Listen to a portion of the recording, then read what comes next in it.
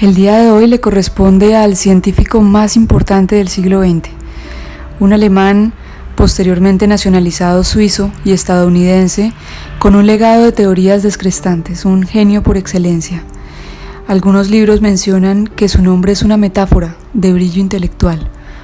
Sus teorías general y especial de la relatividad no solo pusieron sobre la mesa misterios del espacio y del tiempo, asimismo, sus descubrimientos dieron lugar a la energía solar, la informática, comunicaciones por fibra óptica, muchas de las cosas a las cuales tenemos acceso hoy en día. Además de los aportes que hizo para la ciencia, fue un hombre que participó activamente en política, hizo campaña para la creación de una patria para los judíos, se convirtió en una figura destacada en el movimiento pacifista después de los bombardeos atómicos al final de la Segunda Guerra Mundial, bombardeos de los cuales se sintió responsable en cierta parte y más adelante lo hablaremos. Fue apasionado por la música, tuvo clases de violín desde pequeño y se convirtió en un excelente violinista desde temprana edad. Su madre interpretaba muy bien el piano, su compositor preferido siempre fue Mozart, y mencionó que más allá de un pasatiempo, la música era para él una fuente de inspiración, era lo que le permitía lograr concentración y aumentar su creatividad. Fue apasionado por la navegación. Cuentan en diferentes textos que tuvo que ser rescatado varias veces por guardias costeras, pero era uno de sus grandes pasatiempos. Fue un gran crítico del autoritarismo, de los prejuicios, del conformismo, fue defensor de la libertad de expresión, de palabra, de pensamiento. Se destacó por su pensamiento muy contradictorio. Se resalta una frase que muestra una gran humildad en sus aportes científicos, y él decía: no tengo grandes talentos, solo soy apasionadamente curioso. Él nació el 14 de marzo de 1879 en Alemania. Su padre era un ingeniero electricista y mostró un talento temprano para las matemáticas. De hecho, escribió su primer trabajo científico en 1895. Sus padres querían llamarle Abraham, como su abuelo, pero decidieron que era un nombre demasiado judío, y aunque ellos lo eran por ascendencia, no estaban interesados en la religión. De hecho, él se mantuvo todo el tiempo muy distante de la religión, solo hasta cuando entró a su aprendizaje escolar y se acercó un poco al judaísmo. Su padre atravesó por un problema económico importante con el negocio que tenía de colchones de plumas y se asoció con su hermano en una fábrica de equipos eléctricos, motivo por el cual ellos se trasladan a Múnich. Además de Albert, tuvieron una hija llamada María, que fue gran amiga de ellos dos. Tuvieron una excelente relación hasta que ella fallece después de sufrir un infarto. Un motivo que mencionan fue de profundo dolor para Albert. Dentro de las diferentes biografías que giran en torno a él, mencionan que los primeros años de vida tuvo grandes dificultades para el lenguaje. Empezó a hablar muy tarde. Algunas personas consideraban que tenía algún tipo de retraso mental, y todo esto hizo que cuando empezara a hablar él repitiera en voz baja cada frase que pronunciaba, una costumbre que de hecho sostuvo gran parte de su vida. A los 5 años, su padre le regala una brújula y él queda completamente descrestado por el movimiento de la aguja en respuesta a una fuerza aparentemente invisible, que de hecho era el campo magnético de la Tierra, y este efecto de campo gravitatorio se convirtió en una línea fundamental de sus investigaciones científicas años más tarde. A los 10 años, un amigo de él, un amigo de la familia, llamado Max Talmud, que era estudiante de medicina, asistía una vez por semana a comer con la familia de Einstein, una costumbre muy judía, y Max encuentra una gran fascinación de Albert por el funcionamiento de la naturaleza, y cada vez que iba a comer con ellos le llevaba libros de ciencia, y esto le permitió a Albert leer todo lo que hacía parte de la comunidad científica hasta ese momento. Se encontró también con lecturas de matemática, de geometría, de filosofía.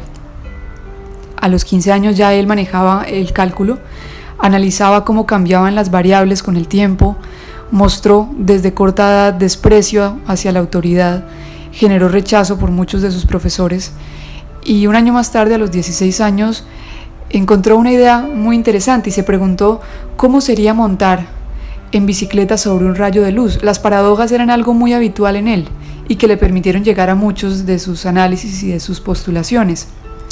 Y pensó que si la luz se movía como todos los demás objetos en relación con el mismo sobre la bicicleta, entonces el rayo de luz debería aparentar quietud, como si estuviese congelado en el espacio. Y esta idea, aunque encontró años más tarde que era totalmente contraria, eran las que le permitían poco a poco ir rodeando lo que llegarían a ser sus teorías de la relatividad. A esta edad, las diferentes circunstancias alrededor de su vida lo llevaron a trasladarse a Suiza. El negocio de electricidad en el que estaba trabajando su padre había quebrado. Además de esto, tenían como objetivo que Albert dejara Alemania antes de cumplir los 17 años para evitar lo que llamaban las filas. Los hombres alemanes eran convocados a servir por un tiempo en el ejército, cosa que querían evitar para él. Albert consiguió entrar a la Escuela Politécnica de Zúrich después de muchos intentos para formarse como profesor especializado en matemática y en física, pero su actitud independiente, la originalidad de sus ideas le crearon desde el principio grandes problemas. Él se destacaba en los aspectos teóricos, por ejemplo, en los estudios de termodinámica o teoría electromagnética que había realizado Maxwell, pero rara vez asistía a las clases prácticas. Su inclinación era por la parte teórica muy distante de lo práctico y de lo experimental. Y cuando asistía a las clases prácticas no estaba de acuerdo con las instrucciones, adoptaba su propia metodología y era muy contradictorio para los demás compañeros y para sus docentes. Uno de sus profesores, quien dictaba la cátedra de matemática, un día lo llamó perro perezoso, unas palabras que luego él, tiempo después, se arrepiente de haberlas dicho y se convierte en un gran admirador de su trabajo y de la teoría de la relatividad. Incluso llega a ser colaborador del desarrollo de una de ellas. Después de graduarse de esta escuela de Zúrich, él pasó 2 años intentando conseguir un trabajo académico que era su sueño. Sin embargo, su campo, que era la física teórica, todavía era una disciplina con muy pocas salidas, y su actitud rebelde no le permitió conseguir buenas referencias positivas por parte de los docentes que hicieron parte de sus estudios. Entonces, a partir de 1903, él empieza a trabajar en la oficina de patentes de Berna como supervisor y no llega a ocupar ningún puesto académico hasta 1908. Pero durante este trabajo en la oficina de patentes alcanzó a elaborar herramientas científicas con esta supervisión que tenía y desarrolla 4 documentos fundamentales para el desarrollo de la física moderna. Aún se conservan de hecho muchos de sus cuadernos científicos como parte de un legado literario, y estos cuadernos dejan en manifiesto numerosos intentos de cómo él armaba poco a poco las piezas para lograr establecer la teoría de la relatividad. En 1905 publicó 4 trabajos científicos revolucionarios. Explicó el efecto fotoeléctrico, estudió el movimiento de partículas asociándolo a diferentes choques atómicos, planteó la teoría de la relatividad con 2 trabajos. El primero de estos lo dedicó al análisis sobre el movimiento de objetos a gran velocidad y el segundo le permitió presentar su famosa ecuación. Solamente, como mencioné, hasta 1909 consigue cumplir su sueño y es nombrado profesor de física teórica en la Universidad de Zúrich, y poco a poco su prestigio empieza a aumentar. Recibe más propuestas académicas de diferentes universidades, empieza a dar grandes pasos desde la teoría de la relatividad especial hasta la teoría general, que es más amplia, más compleja, postulando la teoría donde la luz se desvía en un campo gravitatorio, un tema que le abrió puertas para dictar conferencias en diferentes universidades, en diferentes instituciones por toda Europa. Uno de los cambios académicos más grandes para él se dio cuando le ofrecieron un puesto en la Universidad de Berlín, que era la institución científica por excelencia, la más importante del mundo en ese momento, y además de esto fue admitido en la Academia Prusiana de Ciencias. En temas sentimentales, Albert se casó en 2 oportunidades. Su primera esposa se llamó Mileva, con quien tuvo 3 hijos, estuvo casado durante 16 años. Ella era de procedencia húngara, era mayor que Albert, y los 2 compartían un gusto muy fuerte por la ciencia. Sin embargo, la dedicación que él tenía hacia su trabajo, cuentan la presencia de otras mujeres, numerosos romances, acaba con la relación después de 16 años de matrimonio, y a partir de ahí él empieza a tener una segunda relación con Elsa. Y Elsa, por su parte, además de ser su segunda compañera sentimental, era su prima. De hecho, mencionan que era prima por partida doble. La madre de Elsa y la de Einstein eran hermanas y sus padres eran primos hermanos también. Ellos se conocían desde pequeños, pero iniciaron su relación cuando él hace una visita a Berlín, donde ella vivía, y empiezan a convivir juntos. En contraste con su primera esposa, Elsa no tenía un interés particular por la ciencia, era realmente una mujer de una figura muy maternal, cuidó de él muchos años de vida. Einstein recibe el Premio Nobel de Física en 1921, lo recibe realmente por su trabajo sobre el efecto fotoeléctrico y otros aportes a la física teórica.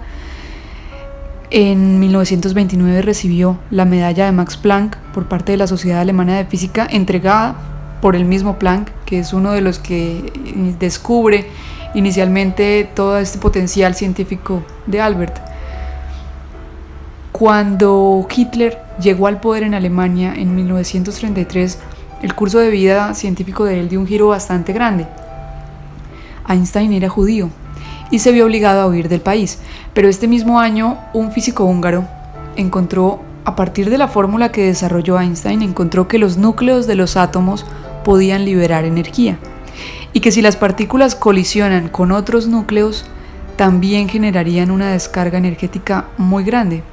Años más tarde encontraron que el uranio serviría para construir a partir de estos principios una bomba atómica de un poder inimaginable.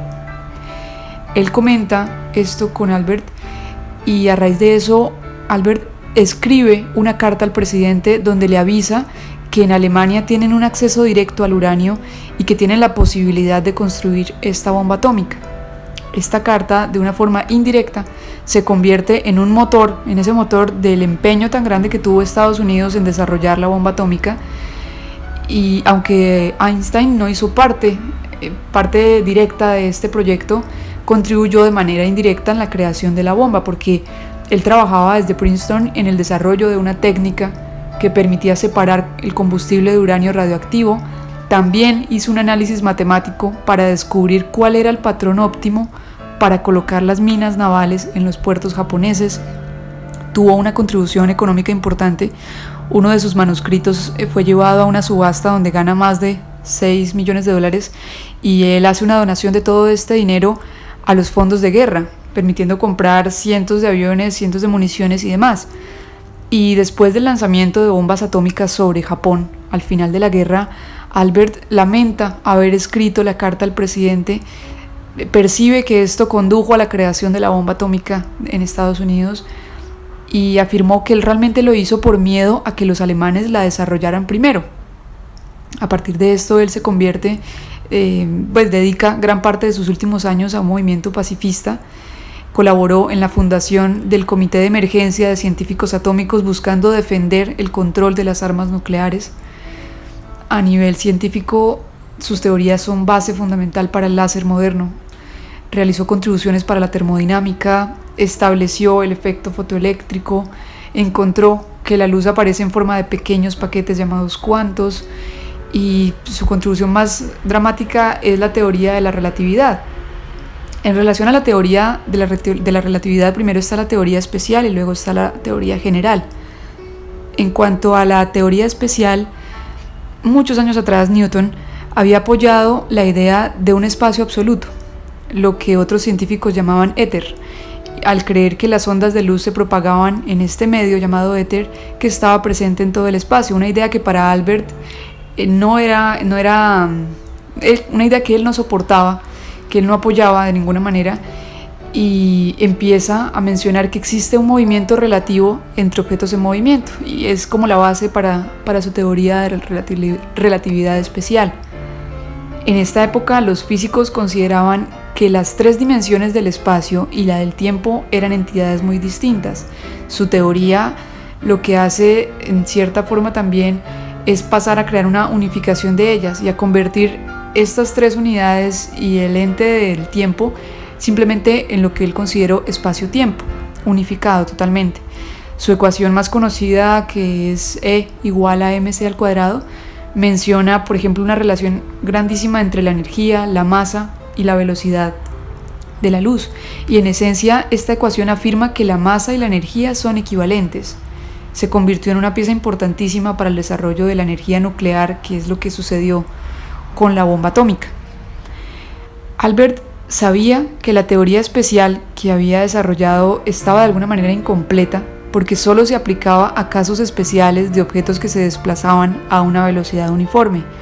Entonces, años más tarde decide generalizar esta teoría, incluir el movimiento de objetos que no están en velocidad uniforme, sino que están con algún tipo de aceleración, incorpora el concepto de inercia y además de esto la teoría especial, que fue la primera, no era consistente con respecto a la gravedad, chocaba con los conceptos de Newton porque Albert creía que nada podía moverse a mayor velocidad que la velocidad de la luz. Y él consideraba que sus leyes hacían replantear por completo todos los aportes de Newton acerca de la gravedad. Entonces todo esto le permitió pasar de la teoría especial a la teoría general, llevando una nueva concepción, por ejemplo, del sistema solar.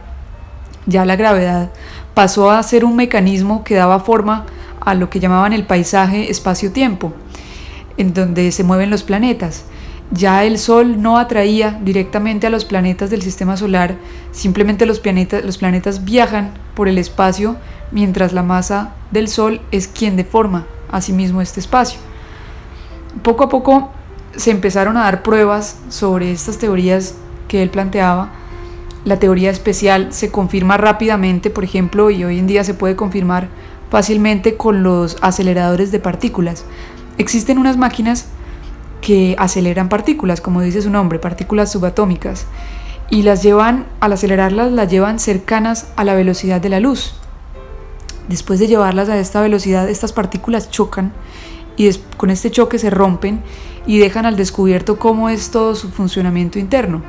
Muestran cómo se desintegran estas partículas y el análisis de la forma como se desintegran empezó a coincidir con las predicciones de lo que Albert consideraba estiramiento del tiempo, que lo mencionaba en sus teorías de la relatividad. Entonces esto empezó a ser una prueba para todo lo que él estaba planteando desde un ámbito netamente teórico.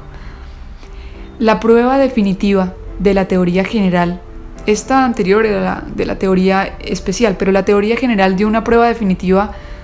Él plantea que la luz va a tener una curvatura asociada a la gravedad del Sol. Entonces, un astrónomo británico llamado Arthur Eddington en 1919 fue el primero, de alguna manera, en corroborar esto que Albert estaba postulando desde un punto de vista teórico. Arthur esperó la llegada de un eclipse total donde el Sol queda por completo oculto por la silueta de la Luna, encabezó una expedición junto a la costa de África Occidental y desde allí Arthur pudo observar diferentes imágenes donde la luz de las estrellas empezaba a curvarse en torno a este eclipse. Entonces estas observaciones de Arthur permitieron corroborar todo lo que Albert estaba postulando. Finalmente, uno de los conceptos más impactantes de la teoría general fue el poder explicar que existen regiones en el espacio en las que la gravedad es tan intensa que ni siquiera la luz puede lograr escapar de ella. Esto fue el principio de los agujeros negros, que ya hoy en día se han logrado, inclusive se logró tener una imagen de uno de ellos. Y estos agujeros tienen un límite exterior llamado horizonte de sucesos, o también lo llaman horizonte de eventos, y a partir de ahí ni siquiera la luz puede escapar de estos agujeros. Y ya para finalizar, los relatos biográficos de Einstein lo mencionan como un físico brillante, con un enfoque un poco caótico que no le permitió destacarse, por ejemplo, como conferencista. No era considerado un excelente conferencista, sin embargo, llenaba salas gigantes, las personas anhelaban escucharlo, y muchos de sus aportes actualmente los podemos evidenciar día tras día. El funcionamiento del GPS actual se da gracias a un conjunto de satélites en órbita alrededor de la Tierra, y cada satélite envía señales pequeñas en tiempos muy precisos, y esto se logró a partir de las herramientas propuestas por las teorías de Albert. Los semiconductores, que es la base para los microchips modernos que tienen los computadores, que tienen los reproductores, todo esto se estableció a partir de los análisis que él hizo sobre el movimiento de partículas. los paneles solares que hoy son utilizados en todo el mundo están fundados en el descubrimiento que él hizo cuando expuso metales al sol y se dio cuenta que generaban una corriente eléctrica. La fibra óptica, que hoy en día es esencial para las comunicaciones, emplean láser que permite codificar señales, pero esto también fue uno de los más grandes aportes de Einstein. Finalmente él fallece el 18 de abril de 1955 por sufrir un aneurisma de la aorta. Trabajó hasta último momento desde la cama de su hospital, cuentan en sus biografías, y más de 5 décadas después de su muerte, él sigue siendo símbolo de un genio por excelencia, de un genio excéntrico. Su oficina en el Instituto de Estudios Avanzados de Princeton se considera un legado para la ciencia, para la tecnología, y sus aportes, no solo en temas de ciencia, también de política, aún siguen siendo de una importancia grandísima. Y con esto finalizamos el día de Albert Einstein.